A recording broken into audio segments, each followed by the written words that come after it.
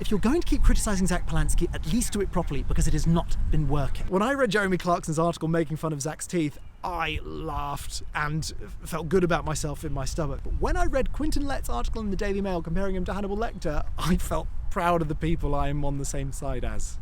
And then Zack's response. Like, I love my smiles. They can talk about it as much as they want. Oh, it's such an integrity-fueled answer. How can we criticise that? The lack of self-loathing unfathomable to people like me. I think it's often a distraction from actually talking about substance or policies. I've tried to do the lazy hypocrite stuff. Oh, do you fly, do you? I'm vegan, I don't drive, I don't fly. Like, I do everything you need to be a good green, but it's all bollocks. Don't say it's not important. The only thing we've got against the woke left is your self-righteous pride. I only don't do that stuff because I don't want to be called a hypocrite. Oh, you think you're so much better than us? Doesn't work when he says don't applaud me for being so much better than us.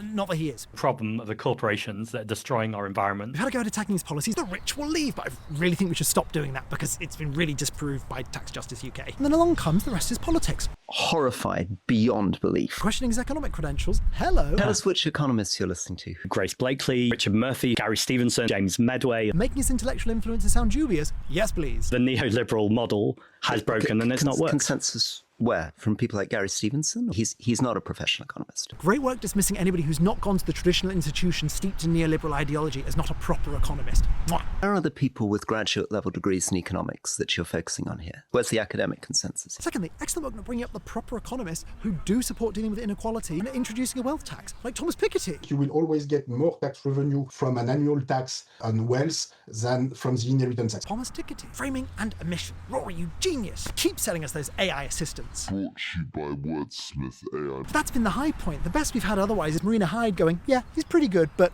don't make a hero out of him. I mean, something she would never do. I think our best strategy is to double down on the breast hypnosis story. The tagline is that he used to perform hypnotherapy to enlarge women's breasts just using his mind, something I've tried to do lots. And obviously the truth is that this is a nonsense article. Yes, he used to be a hypnotherapist. I was working in drama schools, particularly with young women who were suffering from all sorts of things, anorexia, bulimia, eating disorders, but generally confidence. And so I was doing a lot of work around body confidence. And the Sun journalist heard about this and asked, would you do an article where you can enlarge my breasts? He said, that sounds absolutely absurd. I'm not going to do that. And they said, would you do it as an experiment? And I said, as long as you make it really clear, not something I do, not something I charge for. And this is just because you've asked me to. She insisted. They then wrote, actually, what was a really lovely article that tells me that I can do these things and that I charge £220 to do it. But even if he says he can't do this, I don't believe him. We cannot let this drop. A man like that should not be in politics. He should be doing the much more important work of increasing the size of women's breasts. We can't let that kind of power go to waste in government. Selfish.